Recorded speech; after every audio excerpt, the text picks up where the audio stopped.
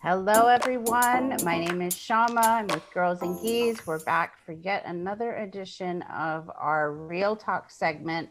Today, we will be tackling part 2 of our women's health segment. In this segment, we will be discussing everything you need to know to be the best athlete practitioner that you can possibly be. So we have 3 experts on with us here today. We have Chris Fletcher on with us.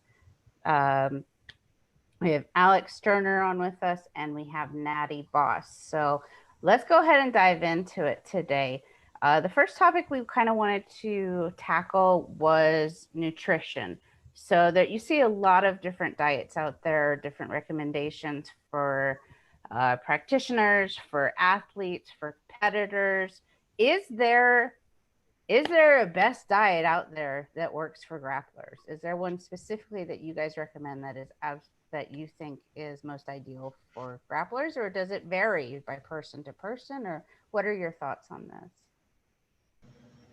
So I'll take a wing at it. So I'm Nattie Boss. So for those who don't know, one of the things that I do is I'm a dietitian, sports-focused dietitian.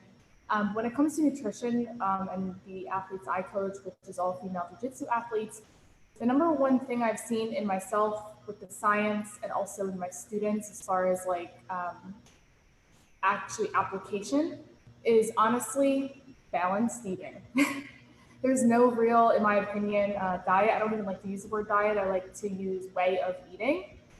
Because diet just has a really bad stigma to it, and it's diets that like almost signifies that it has to be short term. So people get like fixated on these short term cycles of eating when really it can be a lifestyle. And so I think language is really important there. So as far as balancing way of eating, there's a few principles that I talk about if we want to talk about like a diet for athletes that maybe a gen pop person, maybe you won't consider, even though I would say that gen pop could also utilize these things, is making sure you have the main food groups, so protein, carbs, fat, and fiber. Fiber, I would recommend like that's a vegetable. If you're doing fruit, I categorize that under carbs. But that's kind of like the main components and format. The portions will vary per person, so that's where I would say customization comes in my opinion. A 6'2" person is going to be different than 5'2" as far as the requirements, so that's going to change the amount. And then nutrient timing, so that's a huge thing that I see across the board that is so supportive for athletes, is knowing when to eat around workouts to optimize recovery, to make sure that, I think what people don't really realize is most of jiu-jitsu and even judo and whatever, you're probably mixing some martial arts in here with what we do, we use a lot of the anaerobic metabolic system. And so with that system, we actually need carbohydrate in order to work with that system. So I am like literally the worst person to come to when it comes to keto. Like I will never be a fan of keto. I actually developed a style called keto-esque, where it's like higher fat is your main energy source, but you still get ample amounts of carbs compared to keto. And that's just a little bit of strategy behind that. But I would never recommend an athlete 20 grams of carbs per day.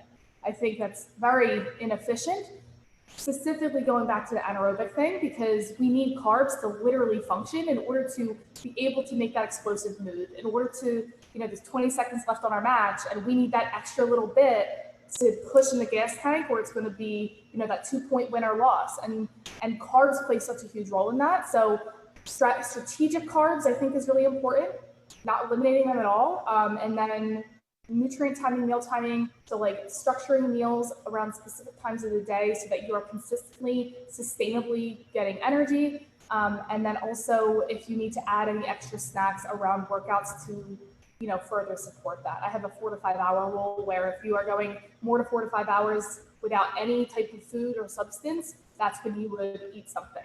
And then if that works around your workout, then great. Then that kind of is 2 birds with 1 stone. And then just the balanced approach. So that's kind of my main spiel that I would recommend for athletes. And then if there's any supplements, I always recommend supplements after you nail that whole thing that I just said. So if you work through timing and meals, like if you can get your nutrition down and you're not leaving any holes, then you can absolutely use supplements to further amplify. But I also see, a lot of the times, oh, what's that energy supplement that I can do? And then when I look at their food, it's complete shit. So supplements serve a purpose, but they are supplemental to your base. So that's my thoughts on. I think my 2 bits on nutrition really come more from inflammatory foods, and that's more regards to injury and pain.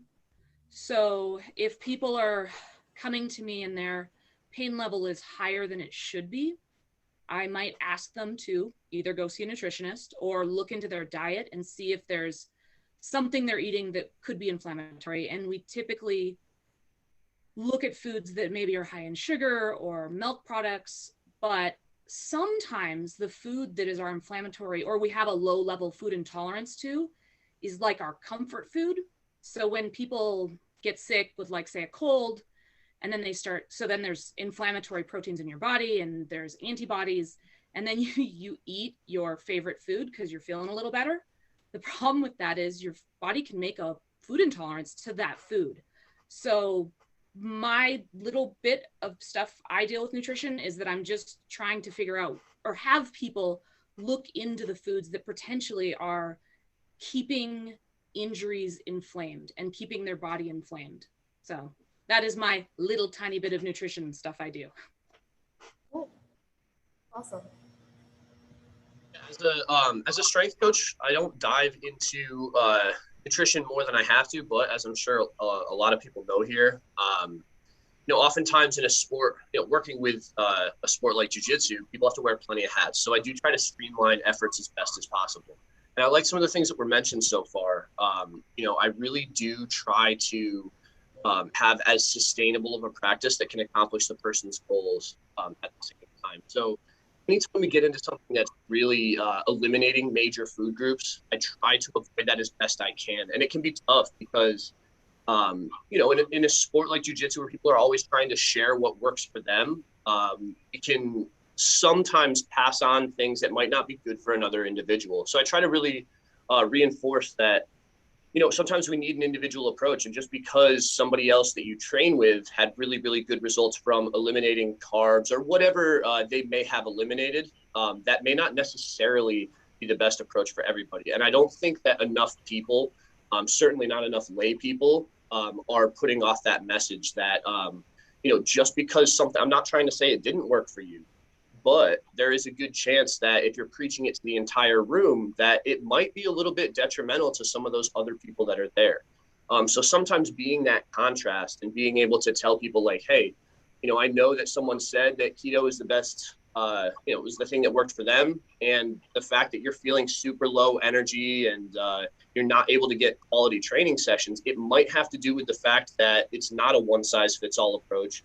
And oftentimes, like blanket eliminating any major food group can have drawbacks for the population at large. So, like we've already mentioned, I think sustainability, should be at the forefront, and especially for competitors, right? People who need to make a certain weight class. The more that we restrict people in that process, the more likely they are to rebound far, in the other direction after that competition, which only makes the competition after that even more of an uphill battle than it has to be.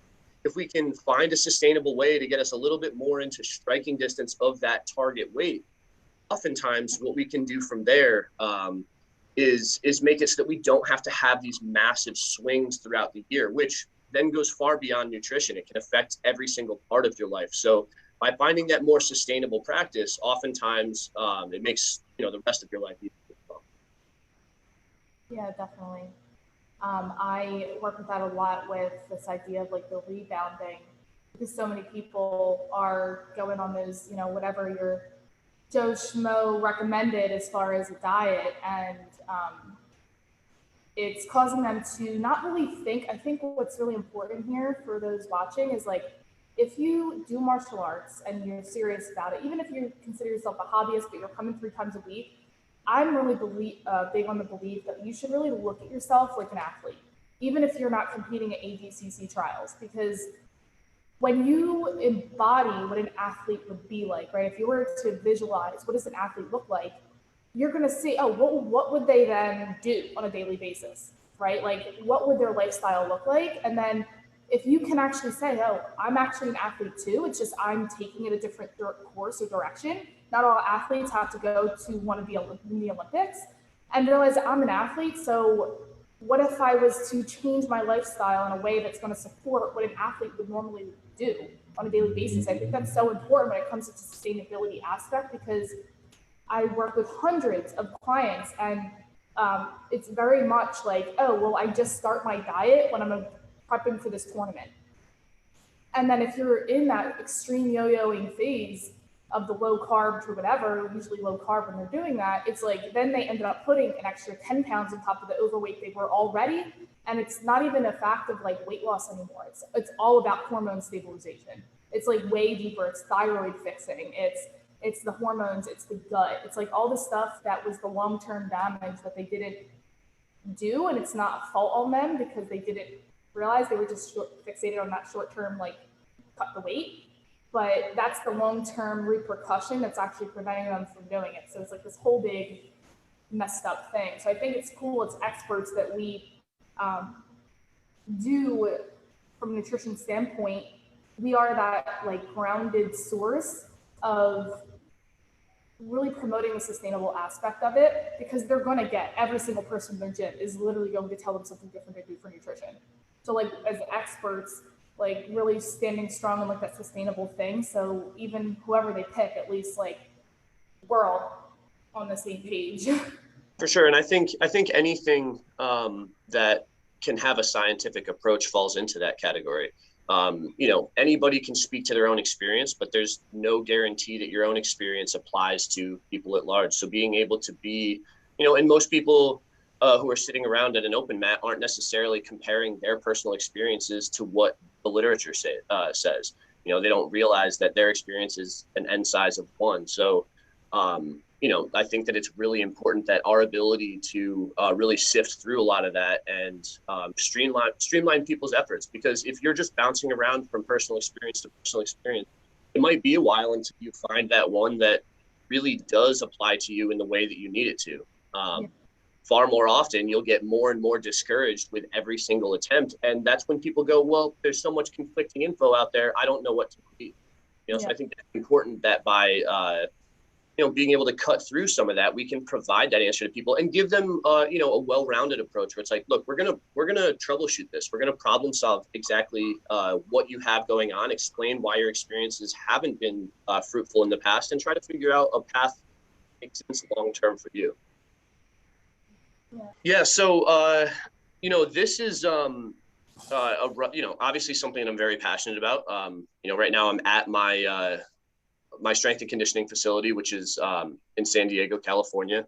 And, it's funny. A lot of the things that I'm going to touch on are things that I go through all the time. And I love the fact that I was able to, speak on a platform such as this, because I think that as far as myths in the weight room go, for whatever reason, they seem to be far more damaging and detrimental to women.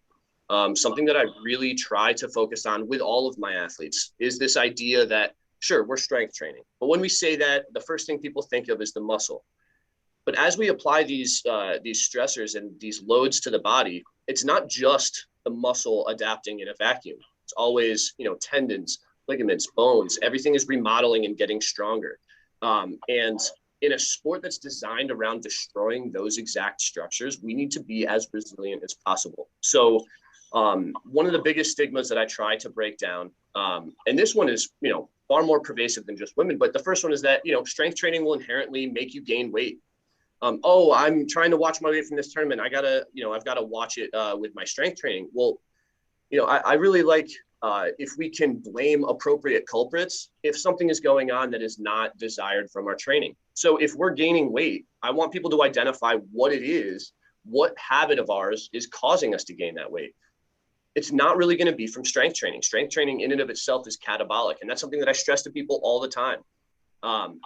If we are increasing in mass, it's because too much is coming in. And, that's where we see this connection between nutrition and strength and conditioning, and education, and showing people exactly how this works can start to illuminate this for them so that they know exactly what they need to change to get their desired goal. But a lot of people have observed, injuries as people are returning to jiu-jitsu from significant layaway is up. So getting some general, physical preparation is really, really important, such that our body is more resilient. The thing that I'm always trying to stress to my athletes is that the best ability is availability. If I can make you stronger, I can make you harder to injure. And there's this really pervasive false dichotomy that, there's strength or technique. I understand how that happened, right? Jiu-jitsu is about the smaller athlete with less physical attributes being able to use technique and leverage to overcome that larger, more athletic opponent. And that's cool. But that doesn't mean that we have to constantly choose between strength or technique. As it relates to a single person, getting them stronger is getting them more resilient, especially for doing so in an incremental and progressive manner. We're making that person more resilient over the course of 1 or 5 years. That person's going to spend a lot more time on the mats. And if you're spending more time on the mats, you're going to have more technique.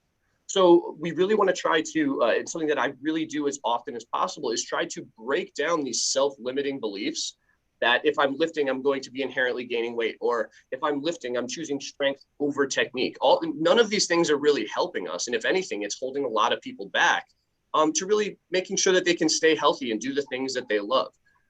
So I would say as far as things go in the weight room, without getting into a lot of the specifics of strength training, that level of education and then providing the programs that allow those people to get more resilient is definitely, my first and foremost goal.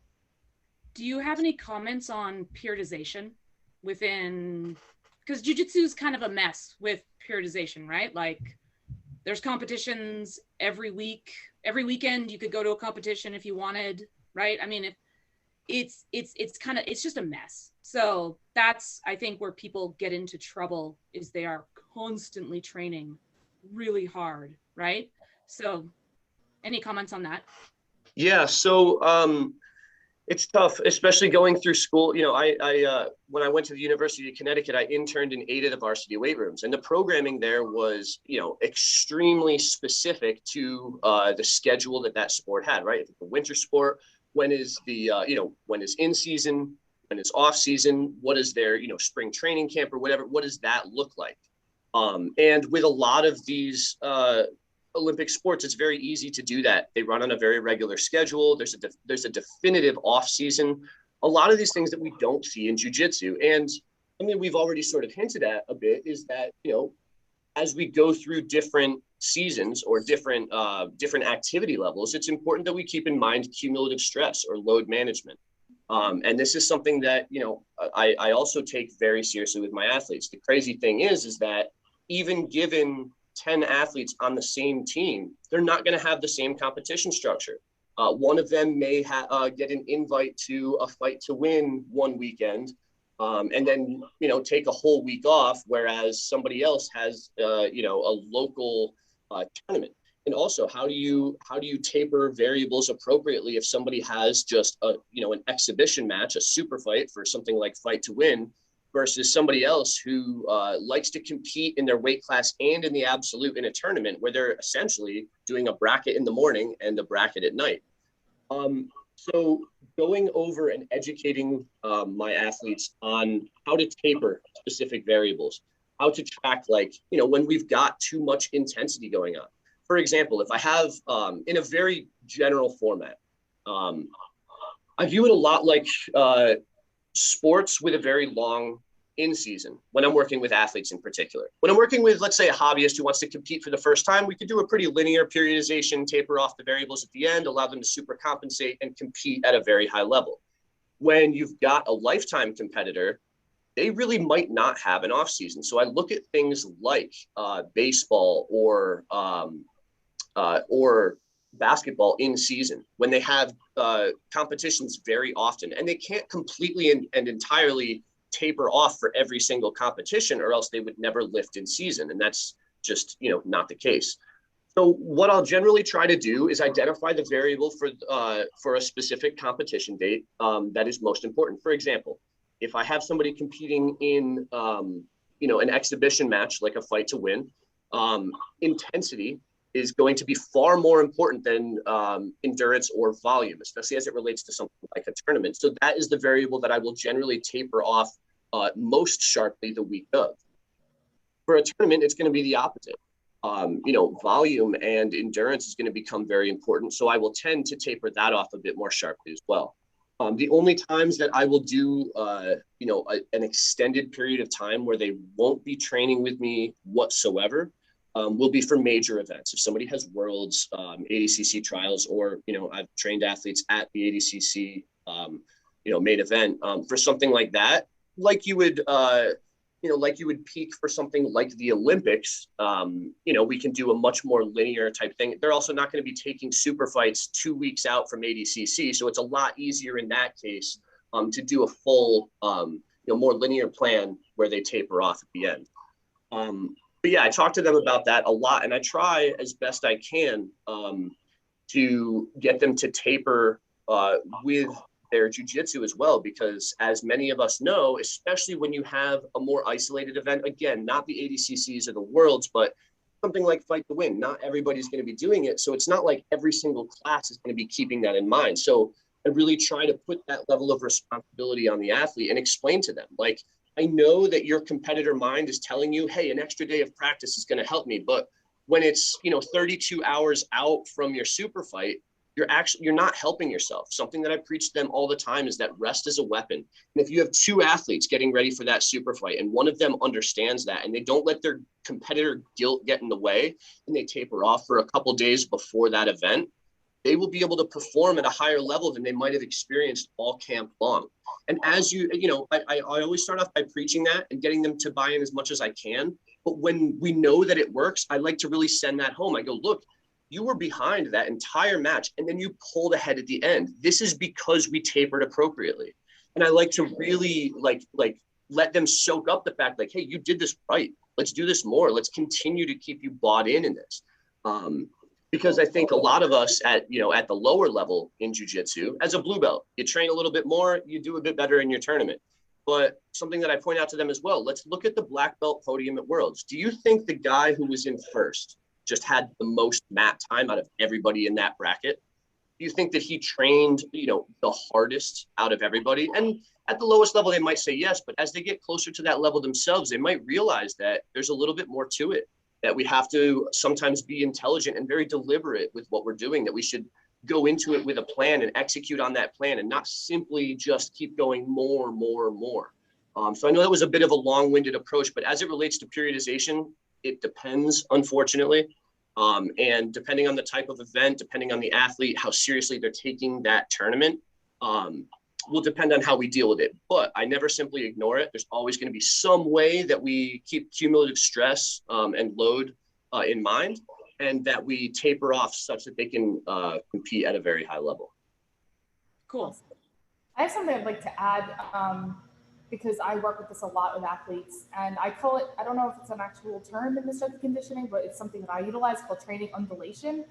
And essentially, it's more, in my opinion, a sustainable approach versus periodization. Like if there's certain specific events, I still cater that. But because one of the biggest questions I get around rest days is, when do I know to take a rest? And what I always say is, if you've waited too long, right? If you're injured, if you're sick, you waited too long. So my approach is really can we integrate this as part of your normal routine on a weekly basis? So there's a rest day every week. So that is the normal, and your body's used to that. And that's actually what's going to excel your performance. So training undulation, in addition to the rest days, what days of the week, and this is all obviously individualized per athlete, but first of all, what's your goals with jiu-jitsu, right? If you want to be a hobbyist, then this is going to be a lot different than somebody who really wants to win gold medal at Worlds. So talking from the high competitive maybe aspect.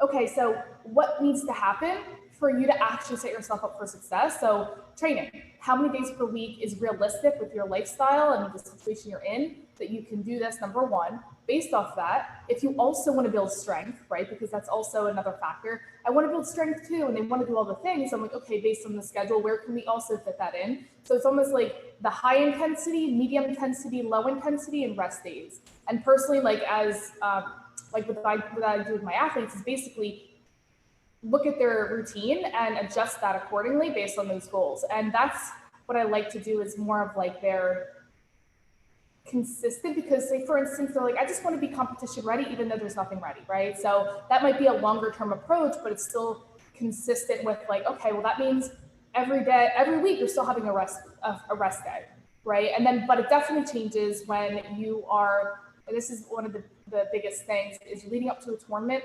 I've always told people, 3 days, you're not doing anything for 3 days. Like you're doing some foam rolling, you're doing some stretching, and it's the hardest hump for athletes to get over. Like mentally, I'm like, if you can just get over these 3 days, like you have already won, because they are just so, and I know that from pure experience, because I was like that for a long time. Years ago, until I had an extreme adrenal fatigue, where I was adrenaline dump in Nogi Worlds, and I wouldn't say I got my ass handed to me, but I was completely out of body. I had forearm fatigue, because up until that point, back in like 2017, 2016, I never rested ever. I worked out 2 times a day, maybe 3 times a day, 7 days a week. And I felt good. So I was like, oh, well, I'm just going to keep training. And then I slapped hands with that girl and it all left my body. And I just viscerally remember that so deeply. And from that point forward, I made like a mission to be like, I'm never letting any athlete do this. And I realized like I really need to start like working through my own mindset stuff to let myself do the rest, so that I can teach others how important it is. So like resting that little period is so important. So I just wanted to say, Alex, for you saying that, like this is something I preach all the time and like help athletes with. So the fact that there's another professional out there on the same kind of mindset of like really not saying, oh, just do that next class, but really being like, no, setting that boundary, like you have to rest today, even though your teammates are training, they're not competing tomorrow. You need to worry about what you need to worry about, and kind of just coaching them through that. So I just really applaud you, and I'm grateful that you are in this space, preaching the same stuff that needs to be said. So Thank you. Yeah, that is very similar to what I was saying. My piece from this is from an injury standpoint. So if I see someone come in with an injury, we're really looking at the severity of the injury, what the recovery process is, and how that relates to the next competition they want to do. So if the injury is really bad, then we have to kind of say, look, like you're not going to make this competition, right? If it's, it just depends. So for me, with people that are injured, it doesn't mean that you may be able to get to your next competition, but you may not. And this is where, when someone is injured, they really need to have good people in their corner, right? A good primary care physician that they go to, a good physical therapist, a good chiropractor, a good massage therapist. I mean, it doesn't matter. Just someone that is caring for you during your injury, hopefully someone that knows a little bit about martial arts, but that may not be available in your area. But I would say if you're injured and then you're looking to build back to competition, it's getting rehab in whatever form works for that person. So that's kind of my bit on training regimes. What about like the mental side of it? Like, what about I know you do a little bit of the work, Nattie, with like mental preparation for like when we're going into like a competition type of situation. Do you guys recommend anything in that regards? Do you advocate that the mental prep is a part of the training with these athletes? Sooner the better. Do you have any methods that you use or recommend? I do. I have something. In fact, I brought it so I could show everyone. Because you can go see a sports psychologist, right? Like there's sports psychologists out there. That's what their job is to help you with sports psych, right? Like there's so much good research that says the top level athletes, the ones that are like winning gold versus the ones that are in 58th place, is a lot of sports psych, right? They prepare their bodies the same. They're doing all the good stuff they need to do, but their sports psych isn't as good. And if you look at teams like Chicago Bulls when they were winning, Seahawks, right? Like they're really into their sports psych. This is a book I recommend when people have sports psych questions. Wait, I'll read it because you can't see it. It's Mindful Sports Performance Enhancement by Kaufman. And I can give that to you to post, or, you know, just so you know. But I just recommend, like, either people go see a sports psych or look up some really good books on the topic and start working on yourself, because it's like that is a way to improve your sports performance without having to do the strengthening and all this other stuff. I mean, it's just as much work though, because really technically, if you want to improve in sports psych, you should be doing it every day, like a little bit at least. So that's Is that something you can use in the recovery too? Is there methods to that as well, in kind of helping you through the recovery aspect of if you've been injured? Oh yeah, I mean, injury has its own issues as far as like recovery and readiness to go back to play. If you look at ACL tears, because there's so much research on ACL tears, like only about 40% of people, even at the highest level, go back to the highest level after an ACL reconstruction, even if their strength and their, you know, everything looks really good on that reconstructed knee. A lot of athletes choose, they just mentally, they have a hard time returning to sport because they're so fearful of getting injured again, which is true in a lot of injuries. So as the rehab professionals, part of our job in the retraining and working with trainers as we kind of transition them out is getting them back to the sport specific movements in a comfortable way, but ramping it up in an appropriate way, that we're not overly stressing the tissues that are healing. So but that's a valid concern with recovery from injuries. So what in your guys' go ahead. Oh, I was just gonna say, I'd like to add as far as the recovery aspect, because I have to bring a little breath work in there. But with the breath work that I do as a facilitator, it's I think one of the best things to support with recovery. There's a mindset stuff for sure, because a lot of the identity of like being an athlete is just like taking a really big hit and not feeling like you can't do it and you're behind and like all these things you got to work through, so many layers that come up. That can also be addressed in breath work and healing some of that mindset stuff. But from a physical perspective, this is really important because it's actually got a couple testimonials and messages just literally the other day where I was doing breath work with somebody and she was doing it with her physical therapist and significantly had improvement in just 3 days ago breath work.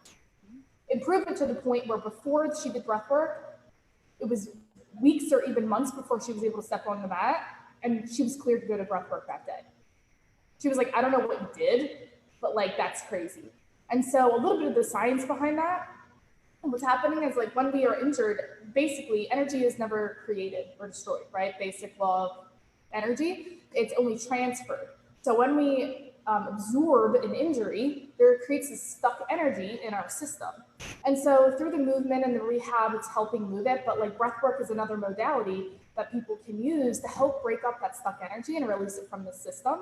And this is really important because if you have any, and this can be, because this is technically an injury is trauma, right? It's a physical trauma to the body.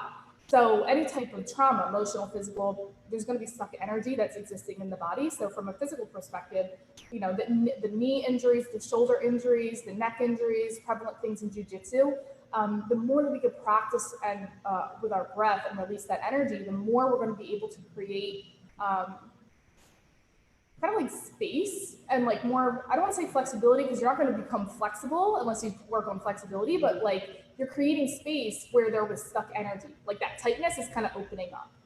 So that can heal the tissue faster. And then there's other benefits to just in general with just alkalinizing our system with breath work. When we are replacing the acidic environment in our body, which is often a result of stress, causes an acidic environment, which is an injury. If you have stress on top of being stressed about being injured, we're compounding that. And obviously anything else where there's going to be, you know, poor diet, which can also happen because people get into a kind of victim mentality around like, oh, I'm injured, so I'm just going to eat whatever. And like, I don't even care, you know, which is totally valid if that's what your experience is. But that's stressful food, like you were saying earlier, inflammatory food, which is only going to decrease your recovery, not increase it. And so breathwork helps to alkalinize your system. And from that place of alkalinity is actually where we can heal quicker. So I'm curious if you have any thoughts on that, Chris, like from the science background on that. Totally. So the diaphragm breathing is crazy important. When we look at the research, diaphragm is considered part of the cylinder system of the core, being with deep abdominal muscles, deep back muscles, multifidus, transverse abdominis, those, and then pelvic floor, right? So all of those make this cylinder, and they find in people with low back pain, they'll actually look at the function of the diaphragm and they'll see that one side of the diaphragm is not functioning well. So going in and working on breath work and working on diaphragmatic breathing can improve your core strength. Like there is crazy good research on doing breath work, doing diaphragm breathing, and with recovery from injury, as well as improvement, like performance improvement by doing diaphragm breathing. So it's great stuff. Yeah, awesome. I do want to chime in on one thing for mindset as it relates to recovery. Something that I really try to focus on, because a lot of people unfortunately are left hanging after physical therapy. And while it does get them to a certain level of function, especially when we're talking about an athlete, I'm pretty sure Chris mentioned how few athletes return to the level of play that they were at previously. There is something yet to be desired. And we've got this, we've got a very interconnected relationship between the physical and the mental, to the point where oftentimes, very often we'll talk about the placebo effect, which is profound, and we can see examples of it over and over again. What isn't talked about as much is the nocebo effect, how trusted professionals and the language that they use can have an extremely detrimental effect to somebody like an athlete, somebody who relies exclusively on their body to succeed. And oftentimes these labels, or potentially even predictions as to outcome, can have a really, really negative effect on somebody when they're left with their thoughts after that professional leaves. There's countless times that I can bring up with an athlete where, somebody told them immediately after a surgery that, you won't be able to do X, Y, Z.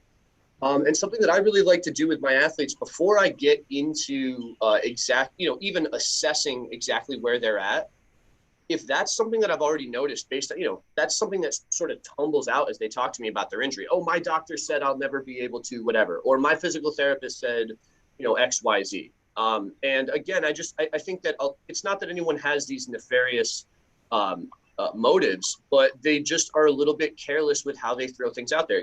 I'm not denying that only 40% of people after an ACL tear return to their same level of play, but there's no, and I'm not saying you say this to athletes, but anybody in that position of authority saying, hey, a minority of people with your condition get back to where they were at. That may then, the person may internalize it and go, well, I'm never going to be at that same level I was at. And so something that I try to do very often, first off, I show them cases where people experienced far more traumatic injuries and show them how they not only returned to where they were at, but they exceeded it. And they oftentimes did it through really diligent work. It didn't just happen to them, but if they work at it, you can oftentimes improve significantly from where you're at, even if right now you are behind where you were previously. Examples that I love are, Sean Livingston in basketball tore every major structure in his knee aside from his LCL. And after that point, doctors at first thought they wouldn't even be able to save his leg. He had so much damage to the arteries going into the lower leg that they thought they were going to have to amputate. Not only was he able to walk again, not only was he able to run, he was able to play basketball at an even higher level and won three titles with the Golden State Warriors. Now, something that I like to really show that athlete is, look, objectively, did that injury help the function of Sean Livingston's knee? Absolutely not. But it is possible for us to grow beyond this. And at first, the predictions there from the doctors were, oh, we're going to have to amputate. You won't even have a leg.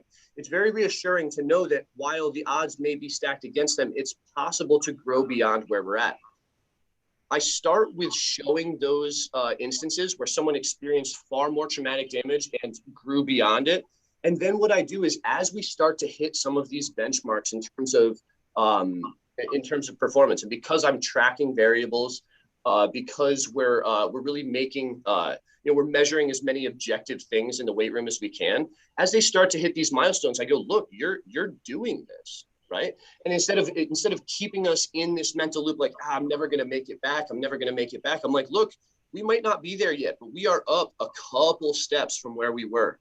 And I really try to focus as much as we can on what's in our control, such that we're not stuck in this position where what we were told by somebody is the thing that's preventing us from getting back to where we are. And of course, there's cases where that's not the case. I'm not trying to say that with enough effort and enough gushy stories, we can make people all of a sudden perform at a perfect level. But I really like to try to eliminate those nocebos wherever possible, because what you'll find as you really talk to somebody and you listen to them, oftentimes we hang on to those things. It's scary when our body fails us. Oftentimes we don't know what to believe. We don't know what to think anymore. So the last little bit I wanted to say on mindset there is I try to identify if there's a potential nocebo holding somebody back. I talk to them about how that might not be the case. And then as we start to actually break down those barriers and have, objective means that we can measure, I like to really cement that in somebody's mind such that they can continue to improve and then maybe start to believe that, okay, despite the fact, I have a client right now that was told she had, an ACL reconstruction. Her doctor told her she'd never be able to run again. And I'm like, I've had plenty of people who come out of it, and it was right after surgery. It wasn't through a series of assessments. She wasn't even done with physical therapy yet. But to already have that weighing on you, and that was something she loved for stress relief. And I talked to her, I'm like, look, we may have to reassess how we go about running. Do I think that running marathons on a regular basis will be the best thing? Maybe not. Maybe we have but to completely take that element of your life and just toss it out before we ever even try to assess if that makes sense in the future, it can be a really heartbreaking thing for people. So I try to break those things down as much as I can as it relates to mindset coming back from injury. I agree. I think language matters. Have I heard surgeons say things that I'm like, that's not really true. Let's work past it.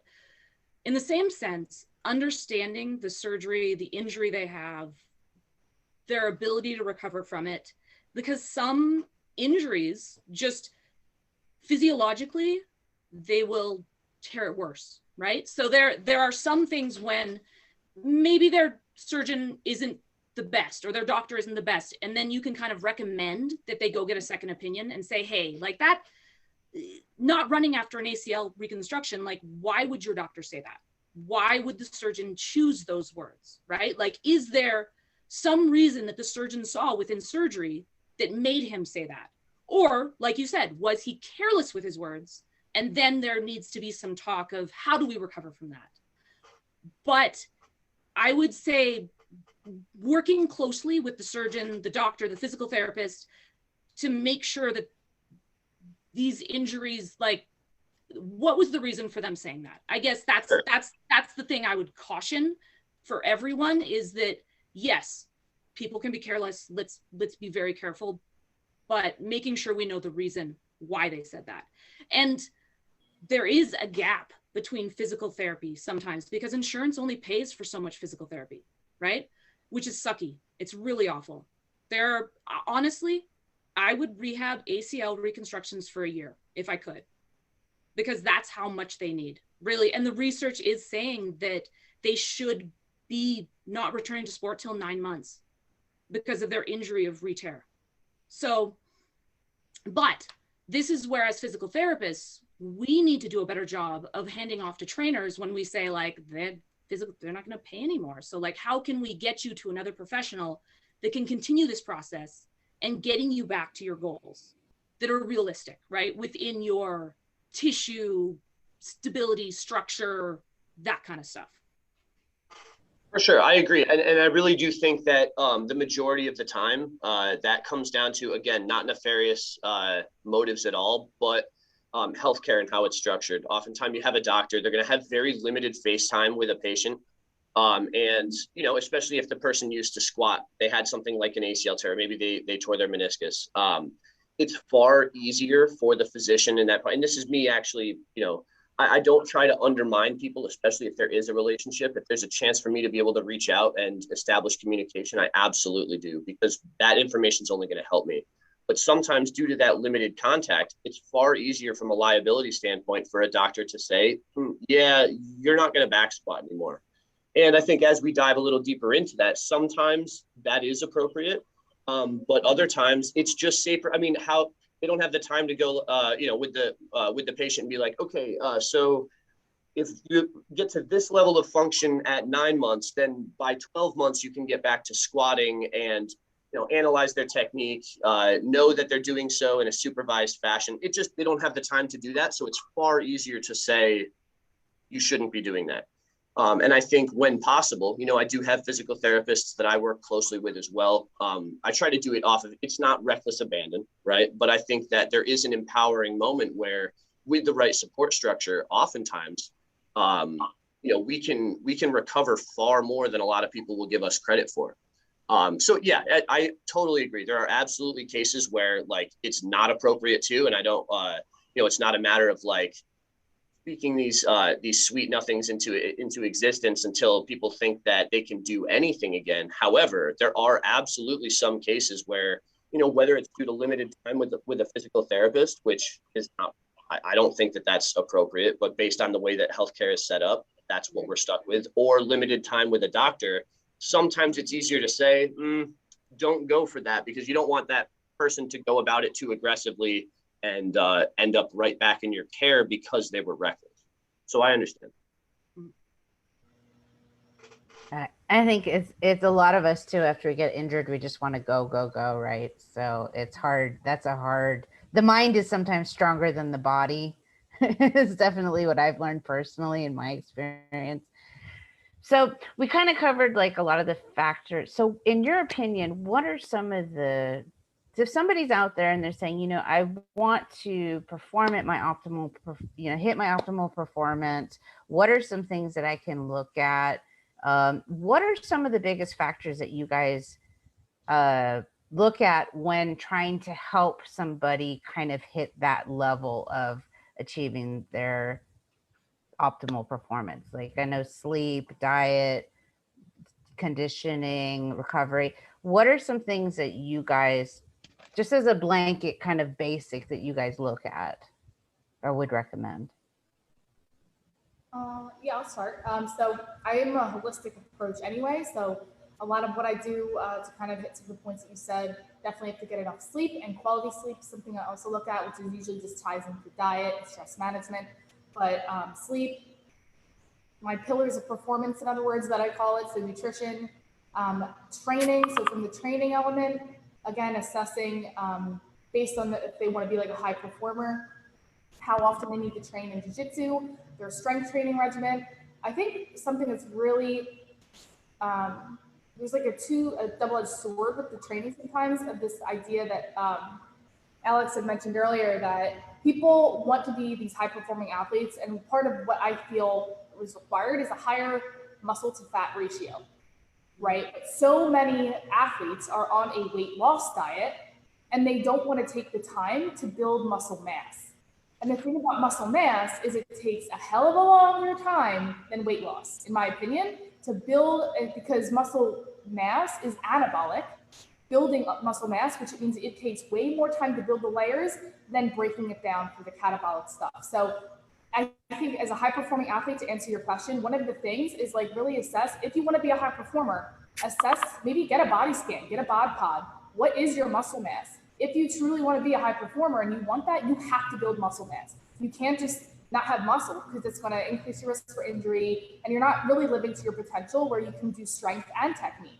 So from a training perspective, muscle to fat ratio is something I definitely recommend. And if they want that, then add that strength training regimen in a way that works with their schedule, that also includes recovery. So having a proper recovery routine, and recovery plan, optimal sleep, on-point diet with potential supplements, and a training regimen that makes sense for your lifestyle and your goals. And then I'll also throw in there mindset and self-care, because that's really important. I believe that optimal performance is a combination of both the mental and the physical. And I preach that all the time. It's what I do in all of my programs and everything I do. It's all about both. And so if you're slacking on one, you're always going to be subpar to your potential. So you got to equally work at all of them, not just when it's convenient for you. You have to make a valiant effort for all of it. And it's hard. That's why not everybody's in the 1%. Truth. I have a quick one in this regards. For me, I think in every area that you were talking about in terms of performance, tracking your variables. Don't just wing it. Don't just think that, like, oh, I need to train a little more this week, or I've trained enough this week. Track it. How much time you're spending on the mats. Track what you're doing in the weight room. Track your sleep. Now, I don't think that, we were talking about diet before and talking about sustainability. I don't think tracking always and incessantly is necessarily the best sustainable practice.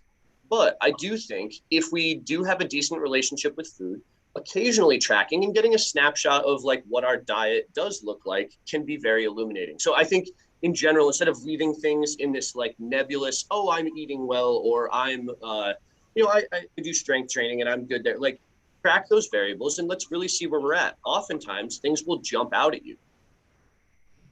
That's a really good go ahead, Nattie. Well, I was just going to say it's a really good point for sure.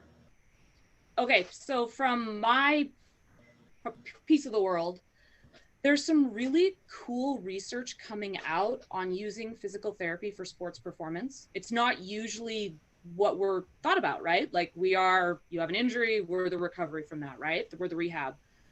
But physical therapists can look at the body and go, oh, like your ankle's stiff. It doesn't have the motion it should. So that's going to stop you from getting into a good combat stance, right? So we can then work on that joint mobility, right? Then we can go through and look at the muscle strength through all your muscles and say, hey, you know what? Like there's some weakness on your left glute medius, that lateral glute muscle that gives you some stability. You have some core weakness. Let's work on that. The study that came out, it's on marathon runners. They haven't done it on jiu-jitsu yet, but they went through like 4 or 5 sessions of PT just working on clearing up mechanical dysfunctions within the body. And they improved their marathon time by like 5 minutes, which is shocking, right? For marathon runners. So I don't see why we couldn't do that for other athletes, right? And this is just talking mechanical dysfunction, joints that aren't moving, flexibility issues. There's some strength issues. There's maybe the diaphragm stuck. Maybe they need some visceral work. Maybe they have scar tissue that needs to be released. So as a different kind of area to work on sports performance, it's clearing up mechanical issues. I think of the example of someone's doing lunges and their knees caving in, right? So we've all heard like, keep your knee over your second toe, like keep it, why aren't you doing that? Right? And the person's like, I'm trying. Sometimes there's a mechanical dysfunction in the hip. So you go in and you clear up that hip range and they easily can keep that motion. They're not like struggling and using like neuro control to keep it. So, yeah. I mean, I'm a big believer in strengthening too. A lot of athletes at my gym, like you'll say, oh, what do you do other than jiu-jitsu? And they'll go, no, I just do jiu-jitsu. That's all I need to do. And you're like, that's why you're injured, right? Like you're weak. There's weakness in your body. If you were stronger in your core, if you were stronger in your rotator cuff, whatever the piece that's injured, you wouldn't be seeing me for physical therapy because you wouldn't be injured. So I guess my thing is, please strengthen. Please go do strengthening. And if you're interested in seeing a physical therapist for sports performance, that's really cool. Not every physical therapist does it. So I can give that recommendation of a group. I usually recommend people, if they're looking for a physical therapist, there's a group that has really great certified therapists that can help you if they're in your area. They're all across the nation. But yeah, I would say at least go, and if you don't know what strengthening to do, go find a trainer. Go find someone to help you figure out how to do strengthening. So those are my bits on sports performance. I like that. I wanted to just say one thing to that, just because it was a term that like was a illuminating moment for me a while back, of like this idea of using physical therapy and those types of practices as prehab and not just rehab. So like I learned about it with finger tape, you know, because everybody thinks that finger tape is like, oh, I get injured, I tape my finger and keep training. But I always used it before as well. Like I'm not even injured, but like just why not use it? And I was experiencing some guilt around that. So I'm like, if I'm doing that, is it making my grips weaker? My grips weaker? Is it making me seem like, you know, I'm not strengthening my grips? And then when I was talking to an expert on the tape, he was like, no, dude, like you're saving your grips. Your fingers are your livelihood. Like you're prehabbing so that you don't have to rehab. And it was like the biggest light bulb moment. And I was like, yes, that makes so much sense. Yeah. There's very few medical procedures that are prehabilitation, right? If you think about it, right? Like we can go to the dentist and get our teeth cleaned, you know, we can get an exam maybe yearly, right? Like there's just very few things in our medical system that are prehab, right? It's all like after you get injured, after you get sick, now insurance will pay for it. So, which really is what the three of us are doing, right? Like we're trying to get people hopefully before they get injured, before they get sick, right? Yeah. Awesome. Well, it's such a pleasure having you guys on. If you have anything you'd like to plug, feel free, go ahead. If you want to name off how they can get a hold of you, feel free, go ahead. And if you have any closing thoughts. Well, I just wanted to say it was a pleasure to be on here with you two. And just hearing your expertise. I love chatting with just other people who, especially of the same mindset, working on that preventative side of things. I'm a geek for it because I love it so much. So I appreciate you guys. And as far as just a little plug, you can feel free to follow me on Nattie Boss RD at Instagram. That's where I hang out the most. I do have a Facebook group. I can maybe put the link in, or however you're sending this out, just because it's really long. But it's basically the Women's Grappling Society Facebook group. So just feel free to join. It's free. Tons of free tips and stuff. And I must plug that my Breathwork Training Center, which is my Breathwork membership site, launches on Monday. And so for $20 a month, if you want to basically have breathwork available to you, it's designed specifically for athletes. I want breathwork to be the norm in the industry, to help with everything that we've talked about, physical recovery, mental recovery, and just all the things. So go check it out. It's bodybyboss.com/BTC. And if you have any questions, just feel free to shoot me a message. I'll go next. Thank you. I'm so excited to have been able to join you guys and chit chat and talk about things that we like to do. If people have questions, they can just send me an email at questions@combatartspt.com, and I can maybe put that link. And then I'll try to get the link for the group that I like to send people if they're looking for a physical therapist, and then that sports psych book that I like. So I'll add that too, but it's been a pleasure to be here. Yeah, and I wanted to thank everyone for having me on as well. It was great talking shop. Love, obviously everybody on this call is pretty passionate about what they do.